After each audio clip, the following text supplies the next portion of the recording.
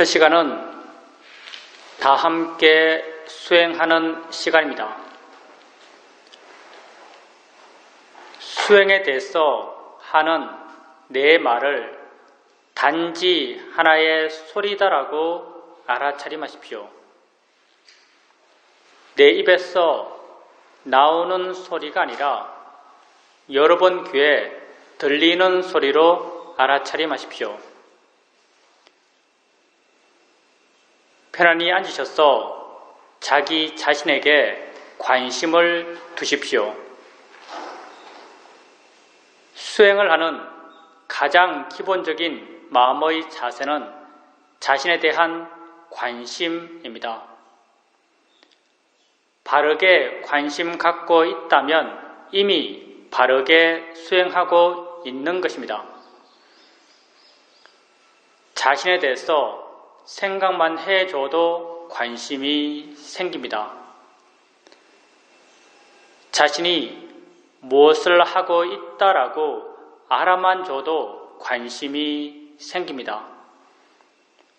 뭐가 일어나고 있지? 이렇게 자신에 대해서 질문을 해줘도 관심이 생깁니다. 내가 내 자신에게 관심을 두게 되면 자연스럽게 알아지는 것들이 있습니다. 엉덩이의 느낌을 알 수 있습니다. 손의 느낌을 알 수 있습니다. 옷과 피부가 닿은 느낌을 알 수 있습니다. 소리 들림을 알 수 있습니다. 생각이 일어나면 생각이 일어났다는 것을 알 수 있습니다. 이렇게 알 수 있는 것들을 알아가시면 됩니다. 이것이 우리가 하는 알아차림 명상입니다. 그럼 왜 우리는 이런 것들을 알아가야 할까요? 수행은 나 자신을 이해하기 위해서 하는 것입니다. 나는 어떤 존재일까요? 지금 자신을 한번 바라봐 보십시오.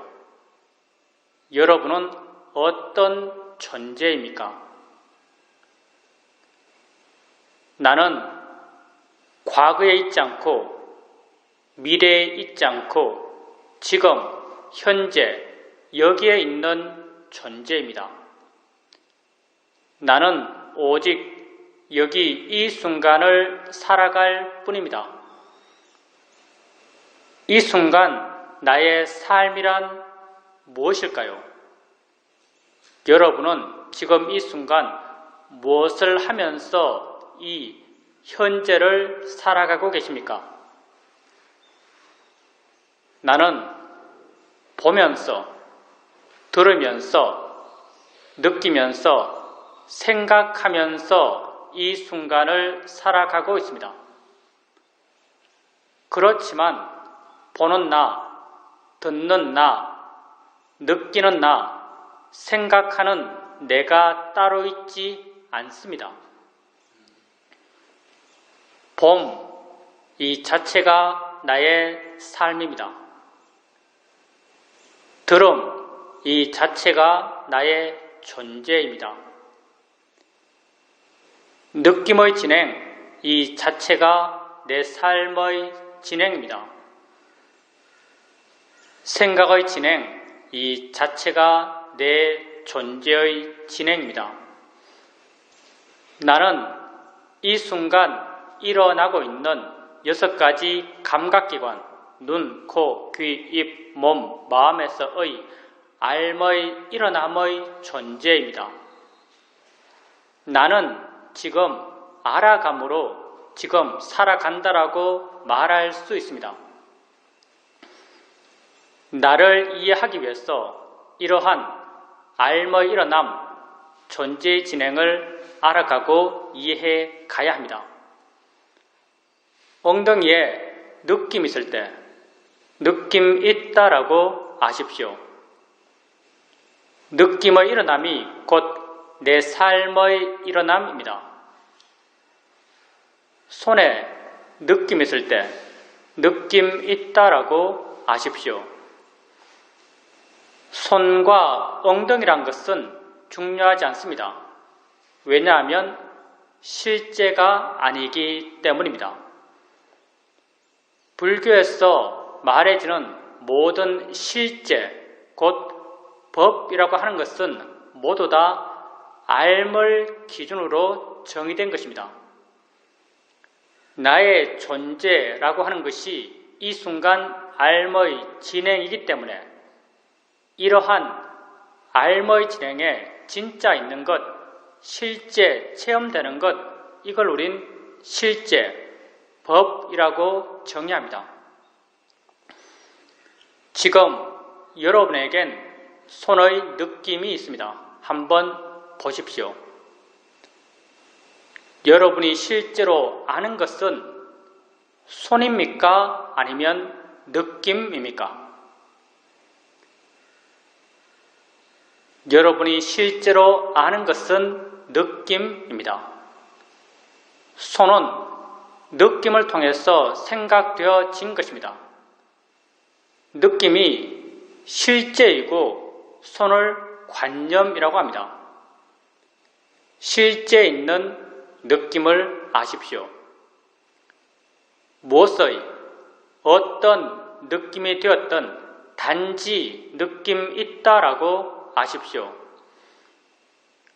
느낌을 단지 느낌이다라고 이해할 수 있다면 느낌이 만들어내는 모든 관념들, 손의 느낌, 엉덩이 느낌, 아픈 느낌, 괴로운 느낌, 이러한 모든 관념들로부터 우리는 자유로울 수 있습니다. 느낌은 단지 느낌일 뿐이기 때문입니다. 소리 있을 때 소리 있다라고 아십시오. 그 소리가 새 소리든 바람 소리든 자동차 소리든 그건 중요하지 않습니다. 왜냐하면 소리 드럼에 있어서 새, 바람, 자동차란 것은 실제 하는 것이 아니기 때문입니다. 내가 집 안에 있으면서 자동차 소리를 들을 때 실제 아는 것은 소리입니다. 자동차는 소리를 통해서 생각되어진 것입니다. 실제 있는 소리를 아십시오. 무엇의 어떤 소리가 되었든 단지 소리 있다라고 아십시오. 소리를 단지 소리다라고 이해할 수 있다면 소리가 만들어내는 모든 관념들, 자동차 소리, 시끄러운 소리, 나를 욕하는 소리, 이러한 모든 관념들로부터 우리는 자유로울 수 있습니다. 소리는 단지 소리일 뿐이기 때문입니다. 생각 있을 때 생각 있다라고 아십시오. 그 생각이 어떤 내용의 생각인지는 중요하지 않습니다. 왜냐하면 생각의 내용은 실제 내 삶의 체험이 아니기 때문입니다. 내가 지금 서울 있는 내 아들을 생각한다 하더라도 아들이 내 앞에 있어서 보고 만질 수 있는 것이 아닙니다. 생각 속의 아들은 실제 아들이 아닙니다. 단지 생각 있다라고 아십시오. 생각을 단지 생각이다라고 이해할 수 있다면 생각이 만들어내는 모든 생각의 내용들로부터 우리는 자유로울 수 있습니다. 나를 사기친 사람에 대한 생각이든 우리 집에 있는 귀여운 고양이에 대한 생각이든 둘 다 몇몇 영상과 언어화된 내용들이 내 마음을 지나가고 있을 뿐입니다. 그 어떤 생각도 실제의 물리력을 갖고 있지 않습니다. 그렇지만 우리가 어떤 생각을 하면 두려워하고 어떤 생각을 하면 걱정하는 것은 그 생각의 내용대로 마치 내가 지금 체험하듯이 믿는 어리석은 마음이 있기 때문입니다. 나는 지금 생각하는 것이지 체험하는 것이 아닙니다. 생각하면서 체험하듯이 고통받는다면 그건 진정 어리석기 때문입니다. 생각을 단지 생각이라고 아십시오. 수행을 처음 할 때, 마음의 힘이 약할 때, 내가 내 자신을 알아갈 때면 마음은 대상들을 쫓아다닙니다. 엉덩이 느낌 알았다가 손의 느낌 알 때 마음은 엉덩이에서 손으로 옮겨갑니다. 어깨 느낌 알 때 마음은 어깨로 옮겨갑니다. 소리 들을 때 귀로 옮겨갑니다. 이렇게 대상을 옮겨 다니면서 하나하나 알아가고 계시다면 가볍고 활기차게 대상들을 옮겨 다니면서 알아가십시오. 그렇지만 이렇게 하나하나의 대상을 알아갈 때 어느 한 대상을 자세하게 보려고 하지 마십시오. 대상을 자세하게 보는 것, 힘 주어서 보는 것, 그것만 보는 것, 이런 것은 우리 수행에 전혀 맞지 않습니다. 대상을 가볍게 아십시오. 그것이 있다라고 가볍게 인지해 주는 정도면 충분합니다. 있다라고 마음속으로 생각해 줄 필요도 없습니다. 알아지고 있기만 하면 됩니다. 이렇게 가볍게 있다라고 알게 되면 수행하는 마음이 가볍습니다.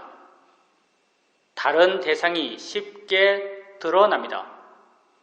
드러난 다른 대상으로 마음을 옮겨 주십시오. 또 다른 대상이 쉽게 드러납니다. 또 다른 대상으로 마음을 옮겨 주십시오. 이렇게 가볍게 알아차림하고 쉽게 대상을 바꿔가면서 알아차림해 가십시오. 수행은 좋은 마음을 기르기 위해서 하는 것입니다. 우리가 이 수행을 통해서 개발해가는 가장 기본적인 좋은 마음은 마음의 고요함과 마음의 활발함입니다. 대상을 가볍게 알 수 있을 때 마음은 대상까지 가지 않고 대상으로부터 멀어져서 덜 자극받고 덜 동요합니다. 덜 동요하는 이 마음을 우리는 고요함, 사마디라고 합니다. 대상을 가볍게 알 수 있으면 알 수 있을수록 마음의 고요함의 힘은 점점 좋아집니다. 대상을 쉽게 바꿔갑니다. 마음은 깨어있고 힘이 있고 활기찹니다. 힘 있는 마음의 성질을 우리는 노력, 위리야라고 합니다. 대상을 가볍게 알아차림하면서 쉽게 대상을 바꿔가면서 마음의 고요함의 힘과 마음의 활발함의 힘을 함께 키워갑니다. 이렇게 좋은 마음의 힘들이 좋아지게 되면 어느 순간 내가 한 대상을 알았을 때 이미 마음이 스스로 다른 대상을 알고 있습니다. 마음이 스스로 안 대상으로 마음을 옮겨주며 있다라고 압니다. 그 순간 마음은 또 다른 대상을 이미 알고 있습니다. 마음이 스스로 안 또 다른 대상으로 마음을 옮겨줍니다. 이렇게 마음이 스스로 안 대상으로 사후적으로 수동적으로 옮겨가며 있다라고 압니다. 수동적 알아차림이 점점 자연스러워지고 점점 빨라져 갑니다. 처음 내가 한 대상 한 대상을 띄엄띄엄 알아갈 땐 그 대상들을 옮겨 다니는 마음의 힘은 나의 힘처럼 느껴졌습니다. 수동적 알아차림이 점점 자연스러워져 갈 때 그 대상들을 옮겨 다니는 마음의 힘은 나의 힘이 아닌 마음의 내재적 순발력처럼 느껴집니다. 수행에서 나의 개입, 나의 노력이 점점 줄어들어 가는 것입니다. 불교 수행의 바른 길을 말할 때 그 하나가 내가 줄어들어 가는 길이라고 말할 수 있습니다. 수동적 알아차림을 통해서 마음의 고요함의 힘과 활발함의 힘은 더욱 좋아집니다. 이렇게 좋은 마음의 힘들이 좋아지게 되면 어느 순간 내가 알려는 마음을 전혀 내지 않는데도 여러 대상들이 자연스럽게 알아집니다. 나는 그 각각의 대상을 알려는 마음을 전혀 내지 않습니다. 각각의 대상들은 자신들의 고유한 성질대로 알아지고 있고 각각의 대상들과 함께 일어나는 각각의 마음들은 또한 자신들의 고유한 성질대로 알고 있습니다. 나는 단지 물러나서 이 여러 일어남들을 지켜볼 수 있습니다.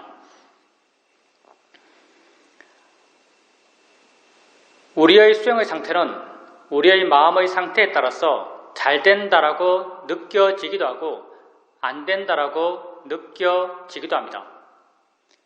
주로 좌순할 때 마음은 쉽게 둔해지고 멍해지고 알아지는 것이 없다라고 여겨집니다. 이건 마음의 활발한 힘이 약해졌기 때문입니다. 이럴 땐 질문을 통해서 마음의 활발함을 깨워주십시오. 뭐가 일어나고 있지? 라고 한번 물어보십시오.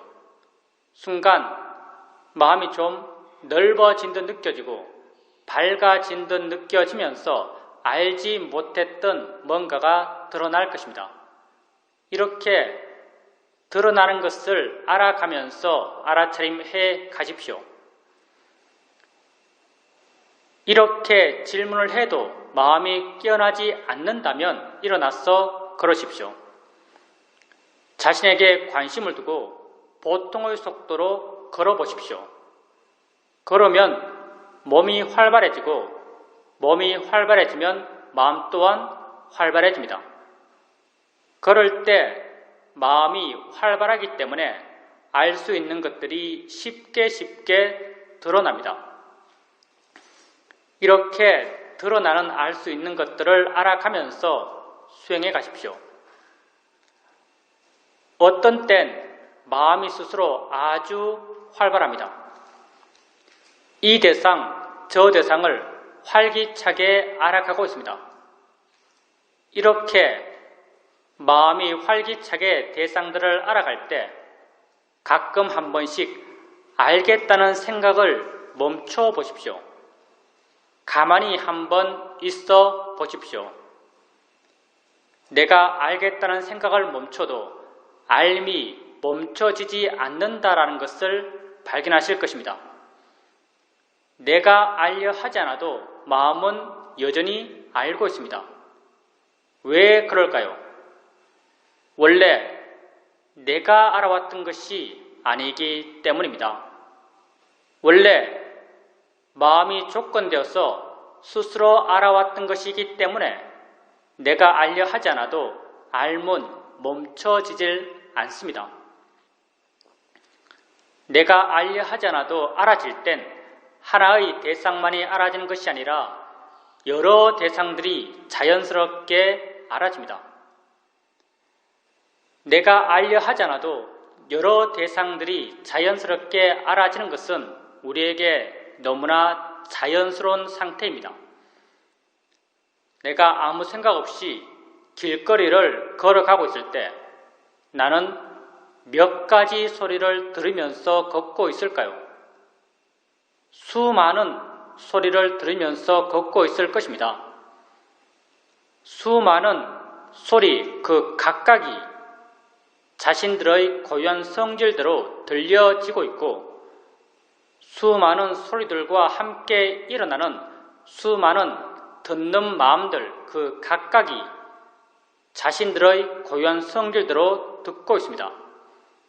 나는 단지 물러나서 이 여러 일어남들을 지켜볼 수 있습니다. 수행하는 마음의 힘이 좋아져서 이렇게 물러나서 여러 일어남들을 지켜볼 수 있고 마음의 힘이 좀 좋다라고 여겨질 때 알아지는 것을 향해서 스스로 아는가? 라고 한번 물어보십시오. 마음의 힘이 좋을 때 알아지는 것을 향해서 아는가? 라고 스스로 묻게 되면 순간 안다는 것이 마음에 이해될 것입니다. 아는군이란 내적 수긍의 느낌이 생겨납니다. 안다고 알면 마음을 아는 것입니다. 마음은 어느 곳에 고정적으로 있다고 말하지 않습니다. 마음은 작용하기 때문에 있다고 말하고 일어나기 때문에 있다고 말합니다. 마음을 안다는 것은 어디에 있는 마음을 눈으로 보듯이 손으로 잡아서 알듯이 아는 것이 아닙니다. 마음을 안다는 것은 그렇게 작용한다라고 이해하는 것입니다. 작용 그 자체가 마음입니다. 작용한다라고 이해하면 바로 마음을 이해한 것입니다. 아는가? 라고 물었을 때 아는군이란 내적 수긍이 생겨났다면 그건 마음의 아는 작용을 이해한 것입니다. 이 마음의 아는 작용을 우리는 아는 마음이라고 이름 붙이고 있습니다. 이 마음의 이름이 비록 아는 마음이지만 이 마음은 대상이 무엇인지, 대상의 이름이 무엇인지, 대상의 가치가 어떤지를 아는 마음은 아닙니다. 이 마음은 단지 대상과 함께 있는 마음이고 단지 대상에 의지해 존재하는 마음입니다. 소리 들을 때 내가 들어 알고 있는 이 소리 혼자 존재하는 것이 아니라 소리와 함께 있는 다른 무엇이 있다라고 이해된다면 그건 소리 아는 마음을 이해한 것입니다. 느낌할 때 내가 알고 있는 이 느낌 혼자 존재하는 것이 아니라 느낌에 의지해 존재하는 다른 무엇이 있다라고 이해된다면 그건 느낌 아는 마음을 이해한 것입니다. 아는 마음은 내가 세상을 살아오면서 알아왔던 많은 것들과 그 기본적 성질이 전혀 다릅니다. 나는 많은 것을 알면서 세상을 살아왔습니다. 내가 세상에서 알아왔던 것들은 모두 다 어떤 모양으로, 색깔로, 위치로, 크기로, 리듬으로, 내용으로 내게 알아졌습니다. 이러한 모양, 색깔, 위치, 크기, 리듬, 내용들은 모두 다 관념입니다. 관념이라고 하는 것은 알의, 진행의 존재인 내게 실제 있지 않는 것들입니다. 마음이 생각해서 만들어낸 것들입니다. 우리는 이렇게 마음이 만들어낸 관념만을 알면서 세상을 살아왔습니다. 그리고 이러한 관념을 진짜라고 믿었고, 진짜라고 믿었기 때문에 어떤 것에 대해선 조음의 가치를 부여하며 욕심내었고, 어떤 것에 대해선 나쁨의 가치를 부여하며 화를 냈습니다.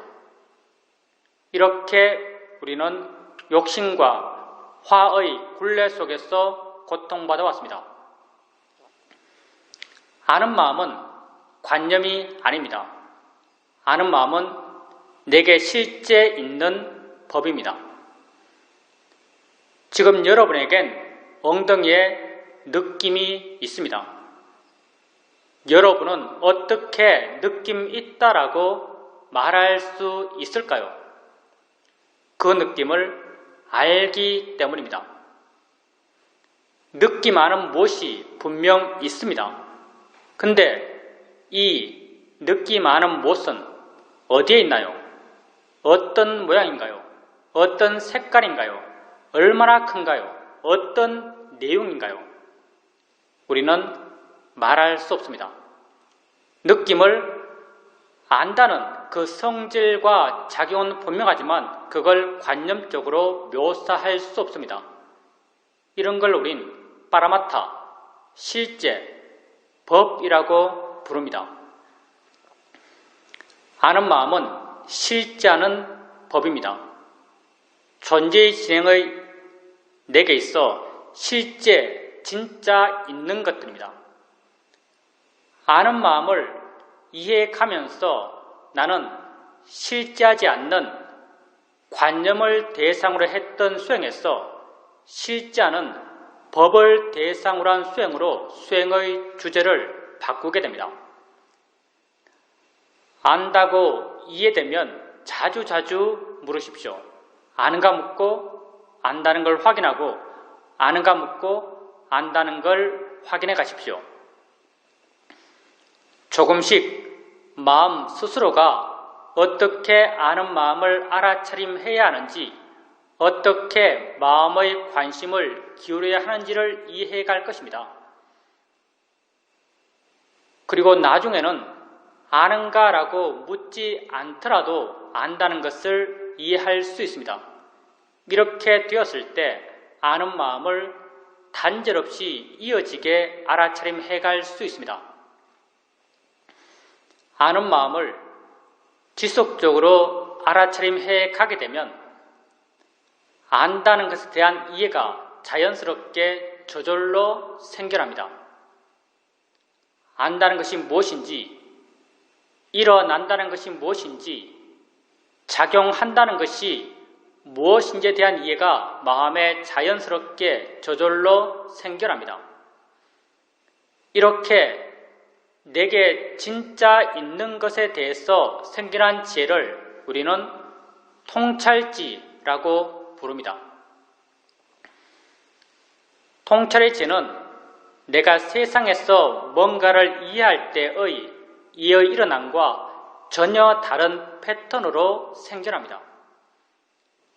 세상에서 내가 뭔가를 이해할 땐 많은 경우 사전에 무엇에 대해서 어떤 일을 할지 알고 시작합니다. 이해하기 위해서 노력할 수 있고 사유하며 어떤 결론에 도달해서 스스로 이해했다라고 믿습니다. 통찰의 지혜는 전혀 이렇게 생기지 않습니다. 무엇에 대해서 어떤 일을 할지 모릅니다. 이해하기 위해서 노력할 수 없습니다. 노력하면 노력할수록 이해와는 더욱더 멀어집니다. 많은 경우 이해해도 이해한 걸 모를 수 있습니다. 왜냐하면 통찰의 지혜는 마음이기 때문입니다. 마음은 내 것이 아닙니다. 마음은 자신이 일어날 수 있는 조건이 갖추어지면 스스로 일어나서 자기 할 일을 스스로 해나가는 법입니다. 눈을 뜨면 보는 마음은 스스로 일어나서 보는 일을 스스로 해나갑니다. 소리 있으면 듣는 마음은 스스로 생겨나서 듣는 일을 스스로 해나갑니다. 통찰의 지혜의 마음 또한 자신이 일어날 수 있는 조건이 갖추어지면 스스로 생겨나서 자기 할 일을 스스로 해나갑니다. 통찰의 지혜가 하는 일은 언제나 내 마음을 물러나게 하고 가볍게 하고 부드럽게 하고 자유롭게 해주는 역할을 합니다. 따라서 우리가 수행을 한다는 것은 지혜 나기 위해서가 아닙니다. 지혜가 날 수 있는 마음의 조건을 만들기 위해서입니다. 지혜 날 수 있는 마음의 조건을 만들기 위해서 지속적으로 해나가는 것은 알아차림입니다.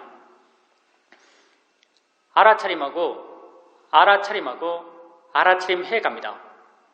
알아차림, 사띠의 힘이 점점 좋아져 갑니다. 이렇게 바른 알아차림의 마음의 힘이 좋아지게 되면 마음은 알아차려지는 대상으로부터 점점 멀어집니다. 덜 자극받고 덜 동요합니다. 덜 동요하는 이 마음을 우리는 고요함, 사마디라고 합니다. 마음의 일어남에 대해서 다시 한번 생각해 보십시오. 내가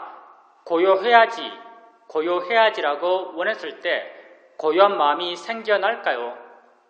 생겨나지 않습니다. 왜냐하면 바른 원인이 아니기 때문입니다. 알아차림해 가게 되면 마음은 저절로 고요해집니다. 왜냐하면 알아차림이 고요한 마음이 생겨날 수 있는 바른 원인이기 때문입니다. 이렇게 마음이 고요해지면 있는 것을 있는 그대로 볼 수 있습니다. 안다는 것을 있는 그대로 이해했다고 해봅시다. 안다는 게 뭘까요? 어떻게 알까요? 마음이란 게 뭘까요? 어디 있는 것일까요? 있는 그대로 이해하게 되면 이건 너무나 신기합니다. 너무나 알고 싶습니다. 너무나 궁금합니다. 이런 궁금함, 알고 싶어함, 이런 마음들은 모두 다 지혜의 마음의 성질입니다. 고요함을 원인으로 지혜의 마음의 힘이 점점 좋아집니다. 마음에 지혜가 있게 되면 그 순간에 가치, 보람, 의미를 느끼는 마음이 생겨납니다. 마음이 굳건해집니다. 이 마음을 우리는 신심이라고 이름 붙이고 있습니다. 마음에 신심이 있게 되면 하고자 하는 마음의 에너지가 강해집니다. 이 마음을 우리는 노력이라고 이름 붙이고 있습니다. 마음에 노력의 힘이 강해지면 알아차림하고자 하는 마음의 힘 또한 함께 좋아집니다. 이 5가지 마음, 알아차림, 고요함, 지혜, 신심, 노력의 마음들을 붓다 개선 경전에서 오력이라고 함께 묶어 부르고 계십니다. 오력의 마음들은 각자 개별적으로 따로따로 존재하는 마음들이 아닙니다. 모두 다 원인과 결과의 관계로 서로서로 엮여 있는 마음들입니다. 이 5가지 마음 가운데 우리가 주도적으로 일으켜 갈 수 있는 마음은 알아차림뿐입니다. 알아차림해 가게 되면 알아차림의 마음의 힘이 좋아짐에 따라서 마음의 내적인 원인과 결과의 관계를 따라 고요함, 지혜, 신심, 노력의 마음의 힘들이 다 함께 좋아져 갑니다. 이러한 좋은 마음의 균형 속에서 통찰의 지혜의 마음은 스스로 생겨나서 자기 할 일을 스스로 해나갑니다. 우리가 주되게 아는 마음을 알아간다 하더라도 어떨 땐 보는 마음, 어떨 땐 생각을 대상으로 알아차림하기 때문에 우린 무엇에 대해서 어떤 일을 할지 모릅니다. 오륙의 균형 속엔 나라고 하는 것이 없습니다. 단지 진행만이 있습니다. 따라서 나는 오륙의 균형을 맞출 수 있게 노력할 수 없습니다. 노력하면 노력할수록 균형은 더욱더 무너집니다. 따라서 나는 지혜나게 할 수가 없습니다. 지혜나게 노력할 수가 없습니다. 가끔은 이 균형이 아주 강하게 깊이 형성될 때가 있습니다. 이럴 땐 뭐다라는 것이 순간 확 알아집니다.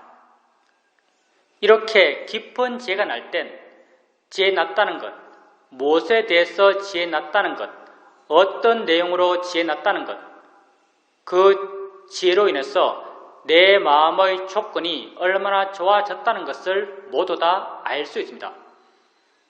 그렇지만 많은 경우 오륙의 균형은 약한 상태로 이루어지고 이런 약한 균형 속에서 작은 지혜들이 조금씩 생겨납니다. 이렇게 작은 지혜들이 모이고 모여서 커졌을 때 한참의 시간이 지난 뒤에 자기 스스로를 돌아보면 내게 이런 예가 생겼구나라는 것을 확인할 수 있습니다. 지혜 난 걸 내가 알든지 모르든지 우리 모두의 마음의 조건이 그러하기 때문에 일어나는 것을 지속적으로 알아차림해 가게 되면 그것에 대한 이해는 반드시 생겨납니다. 안다는 것을 지속적으로 알아가게 되면 안다는 것에 대한 이해는 반드시 생겨납니다. 우리에겐 매 순간순간 수많은 마음들이 일어나고 있습니다. 그 마음들 가운데 하나의 마음이 아는 마음입니다. 아는 마음이 다른 마음들보다 더 중요한 것은 결코 아닙니다. 단지 우리 수행에 좀 더 유익한 수행의 대상이기 때문에 우리는 아는 마음을 주된 대상 삼아서 수행해갈 뿐입니다. 안다는 것에 대한 이해가 점점 깊어져 가게 되면 다른 모든 마음에 대한 이해 또한 더불어 함께 깊어져 갑니다. 마음의 기본적 성질들은 다 같기 때문입니다. 그 일어남의 성질, 그 작용함의 성질, 그 대상에 의지함의 성질들이 다 같기 때문에 한 마음에 대한 이해가 깊어지면 다른 모든 마음에 대한 이해 또한 더불어 함께 깊어져 갑니다.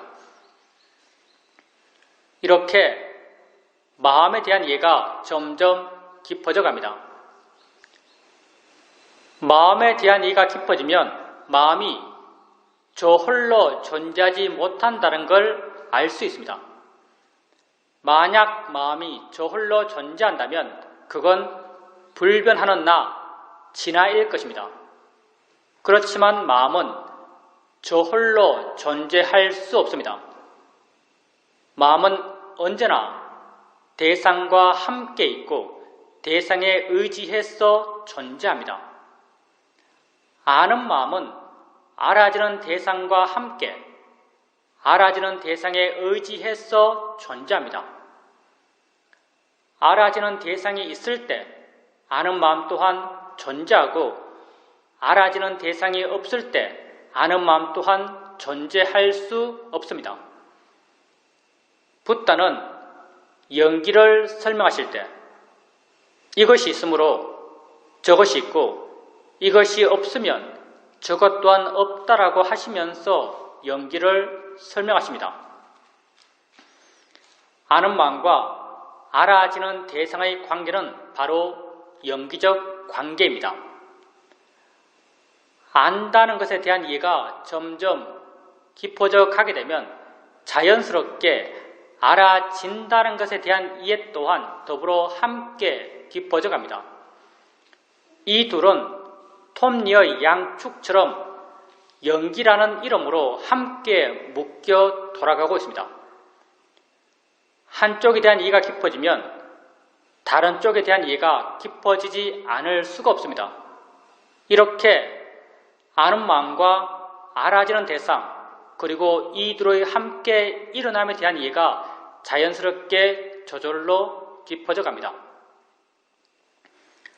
알아지는 대상, 아는 마음, 대상과 마음, 이 둘은 여기 이 순간을 살아가는 내 삶, 내 존재의 모든 것입니다. 나는 여기 이 순간을 살아갑니다. 이 순간 나의 삶이란 이 순간 나의 삶입니다. 이러한 삶은 눈, 코, 귀, 입, 몸, 마음 6가지 감각기관에서 지금 일어나고 있습니다. 이 모든 6가지 감각기관에서의 삶의 일어남은 다 대상과 마음의 함께 일어남입니다. 보면서 나는 여기 이 순간을 살아갑니다. 봄의 일어남은 무엇 하나가 있어서 가능한 것이 아닙니다.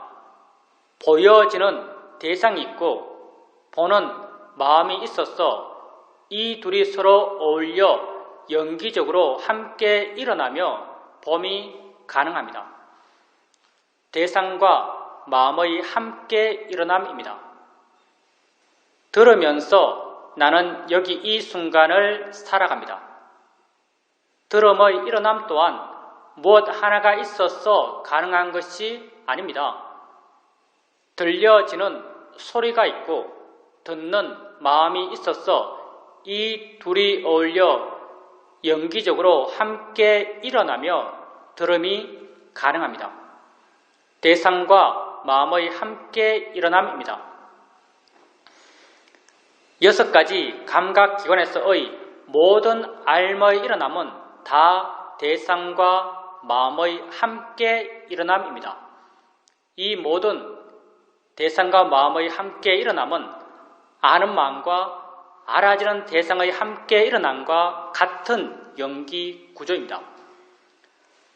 안다는 것과 알아진다는 것에 대한 이해가 점점 깊어져 가면서 다른 모든 6가지 감각기관에서의 삶의 일어남에 대한 이해 또한 더불어 함께 깊어져 갑니다.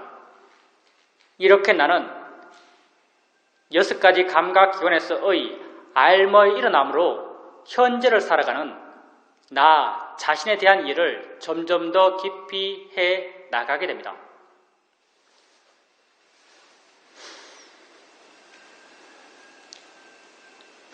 매 순간순간 내겐 수많은 암들이 일어나고 있습니다. 우린 이 많은 암들을 하나하나 모두 다 이해하려 하지 않습니다. 우리가 주되게 이해하고자 하는 것은 아는 마음과 알아지는 대상의 함께 일어남입니다. 왜냐하면 다 같은 연기 구조이기 때문에 하나를 이해하면 모두 다를 이해할 수 있기 때문입니다. 아는 마음과 알아지는 대상, 이 둘 가운데 우린 아는 마음 쪽을 주되게 이해해 가고자 합니다. 왜냐하면 아는 마음에 대한 이해가 깊어지면 알아지는 대상에 대한 이해는 저절로 생겨나기 때문입니다. 아는 마음은 실지 않은 법입니다. 실지 않은 법은 보통의 마음에게 잘 이해되지 않습니다. 마음이 좋아졌을 때, 좋은 마음의 힘들이 커졌을 때 실지 않은 법을 이해할 수 있습니다. 실지 않은 법을 이해할 수 있을 만큼 마음의 조건을 좋게 하기 위해서 우리는 알아차림을 해왔던 것입니다. 처음 마음의 조건이 안 좋았을 땐 하나하나를 띄엄띄엄 가볍게 옮겨가며 있다라고 알았습니다. 마음의 조건이 좀 좋아지면 마음이 스스로 아는 것을 부드럽게 이어가며 수동적으로 알아차림을 해갈 수 있었습니다. 마음의 조건이 더욱 좋아지면 아예 알려는 마음이 전혀 없는 상태에서 여러 가지 것을 지켜보며 알아차림을 해갈 수 있었습니다. 이렇게 수용하는 마음이 좋아졌을 때 알아지는 것을 향해서 스스로 아는가? 라고 물어봅니다. 마음의 힘이 좋을 때 아는가? 라고 묻게 되면 안다는 것이 마음에 이해됩니다. 대상을 알고 있다는 것이 이해됩니다. 안다고 이해되면 지속적으로 안다는 것을 확인해 가십시오. 안다는 이 한 법에 대한 이해가 깊어져 가면서 다른 모든 법에 대한 이해가 더불어 함께 깊어져 갈 것입니다. 수행을 하는 데 있어서는 어떻게 수행하는가보다 어떤 마음으로 수행하는가가 더욱 중요합니다. 바른 마음으로 수행해야 합니다. 모든 마음은 대상을 갖습니다. 바른 마음 또한 대상에 대한 바른 마음입니다. 수행에서 대상이란 곧 나 자신이고 나란 곧 이 순간 일어나고 있는 6가지 감각기관에서의 알머의 일어남입니다. 이러한 일어남에 대해서 바른 마음이 되기 위해서는 이러한 일어남에 대해서 바른 견해를 갖고 있어야 합니다. 붓다는 우리가 우리 자신에 대해서 가져야 할 바른 견해로 무상, 고, 무아를 말씀하십니다. 우리는 붓다가 제시하신 이 3가지 바른 견해 가운데 무아적 시각을 중심으로 수행해 가고자 합니다. 무아라는 말이 너무나 함축적이고 많은 오해의 가능성을 갖고 있기 때문에 우리는 무아라는 말 대신 자연의 이치다란 말을 사용합니다. 자연의 이치란 말은 무아라는 말의 내적 의미입니다. 일어나는 모든 것은 자연의 이치입니다. 조건 따라 일어난 것입니다. 일어날 수밖에 없었기 때문에 일어난 것입니다. 내가 일으킨 것이 아닙니다. 무아적 현상입니다. 바닥에 손을 대면 느낌이 일어납니다.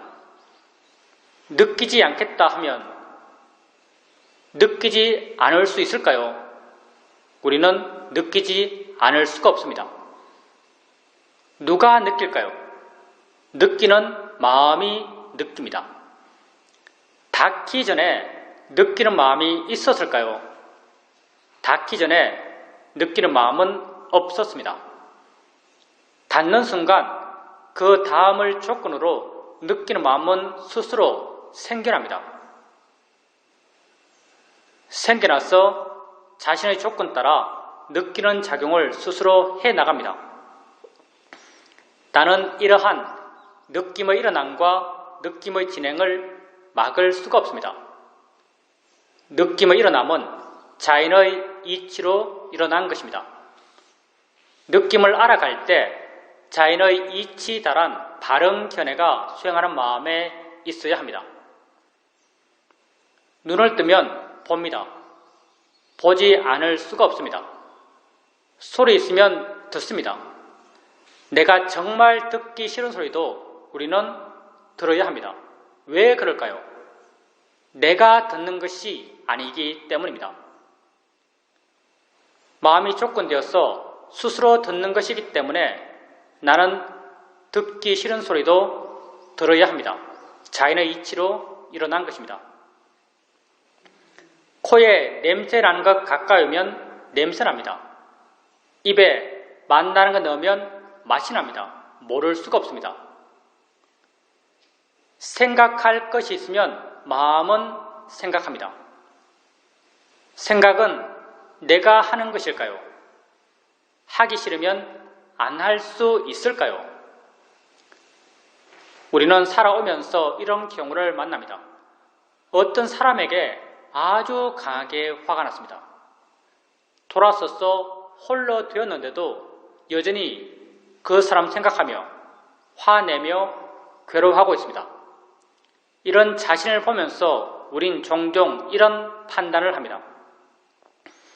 나는 이미 혼자이고 그 사람 생각하며 화내며 괴로워하는 것은 나만 손해다. 이제 그 사람 생각 그만하자. 이렇게 결심합니다. 이렇게 결심했을 때 그 사람 생각을 그만둘 수 있던가요? 우리는 그만둘 수 없습니다. 처음에 아주 잠깐 그만하자라는 결의의 마음의 힘으로 생각 일어남을 눌러둘 수 있지만 조금의 시간이 지나면 그 사람 생각하며 화내며 괴로워하고 있는 나 자신을 발견하게 됩니다. 내가 하기 싫은 생각, 하면 괴로운 생각, 하지 않겠다라고 결심한 생각을 나는 안 할 수가 없습니다. 왜 그럴까요? 생각을 내가 하는 것이 아니기 때문입니다. 그 사람과 관련된 마음의 조건이 이미 강하게 형성되어 있고 그 조건 속에서 생각하는 마음이 스스로 생겨나서 생각하는 일을 스스로 해나가기 때문에 나는 그 생각 일어남을 막을 수가 없습니다. 생각의 일어남 또한 자연의 이치로 일어난 것입니다. 자신에게 일어나는 것을 알아갈 때 자연의 이치 달한 바른 견해가 수행하는 마음에 있어야 합니다. 우린 또 여러분에게 알 수 있는 모든 것은 단지 대상일 뿐이다란 바른 견해를 제시합니다. 단지 대상일 뿐입니다. 내가 좋아할 것도 싫어할 것도 아닙니다. 우리는 눈을 뜨고 세상을 봅니다. 다양한 모양, 다양한 색깔, 다양한 형태들이 내게 보입니다. 나는 내가 보아 아는 이것들이 내 바깥에 실존적으로 존재한다라고 믿습니다. 내 바깥 객관 세계를 내가 직접 보아 안다라고 믿습니다. 과연 우리가 우리 바깥 객관 세계를 직접 보아 알면서 살까요? 우리는 이렇게 살지 않습니다. 내 바깥 객관 세계를 알면서 사는 것이 아니라 내 안에서 주관적으로 해석된 세상을 알면서 살고 있습니다. 지금 내 앞에 이런 모양, 이런 크기의 자동차가 있습니다. 눈을 뜨고 봅니다. 나는 내 밖에 있는 자동차를 내가 직접 보아 안다라고 믿습니다. 만약 내 밖에 있는 자동차를 내가 직접 보아 안다면 내 눈에서 뭔가가 나가야 합니다. 그게 초음파든 빛이든 촉수든 내 바깥에서 그것을 접하고 내 바깥에서 그것의 정보를 취해서 안다면 직접 본다라는 말을 할 수도 있을 것입니다. 그렇지만 명백하게 우리는 이렇게 보지 않습니다. 내 눈에서 뭔가 나가는 것이 아니라 내 눈을 향해서 뭔가가 옵니다. 뭔가 오고 있는 것은 분명한데 이 오고 있는 것은 자동차 자체인가요? 자동차가 아닙니다. 오고 있는 이것은 어떤 모양인가요? 어떤 색깔인가요? 어디에 있나요? 얼마나 큰가요? 우리는 말할 수 없습니다. 오고 있다는 그 성질과 작용은 분명하지만 그걸 관념적으로 묘사할 수 없습니다. 파라마타, 법이기 때문입니다. 오고 있는 그것이 우리 눈에 부딪힙니다. 순간 마음은 자신이 가지고 있는 정보를 투영해서 아주 빠르게 그것을 해석합니다. 그 해석의 결과가 이런 모양, 이런 색깔, 이런 형태, 이런 이름, 이런 가치들입니다. 바로 내가 아는 자동차입니다. 내가 보아 아는 자동차는 어디에 있나요? 내 밖에 있나요? 내 마음 안에 있나요? 내 마음 안에 해석되어 존재하는 자동차입니다. 내 마음 안에 해석되어 존재하는 이 자동차에 대해서 조음의 가치를 부여하며 욕심내는 것이 합당할까요? 합당하지 않습니다. 나쁨의 가치를 부여하며 화를 내는 것이 합당할까요? 합당하지 않습니다. 진정 어리석은 일입니다. 그래서 우린 이렇게 알아지는 것들을 단지 대상일 뿐이다란 바른 견해를 갖고 알고자 합니다. 보여지는 모든 것은 단지 대상일 뿐입니다. 들려지는 모든 소리, 모든 느낌, 모든 냄새, 모든 맛, 단지 대상일 뿐입니다. 생각되어지는 모든 생각의 내용들은 단지 대상일 뿐입니다. 내가 좋아할 것도, 싫어할 것도, 두려워할 것도, 초조해해야 할 것도 아닙니다. 단지 대상일 뿐입니다. 수행을 해가면서 자주자주 생각으로 자인의 치다, 대상일 뿐이다란 바른 견해를 일으켜 주십시오. 조금씩 마음 스스로가 왜 자인의 이치인지, 왜 대상인지를 이해해갈 것입니다. 이런 이해는 지혜이고, 지혜는 생겨나면 자기 할 일을 스스로 해나갑니다. 오래 앉아 있게 되면 다리가 아픕니다. 아프다라고 해석되는 이 느낌을 알면서 자인의 이치야, 대상일 뿐이야란 바른 견해를 일으켜줍니다. 순간 마음은 그 느낌으로부터 좀 물러난 듯 느껴지고 가벼워진 듯 밝아진 듯 느껴집니다. 바른 견해의 지혜가 작용하면서 마음의 상태를 물러난 마음, 가벼운 마음, 부드러운 마음, 밝은 마음의 상태로 바꿔놓습니다. 이렇게 지혜로 인해서 바뀌어진 마음을 우리는 바른 마음이라고 말합니다.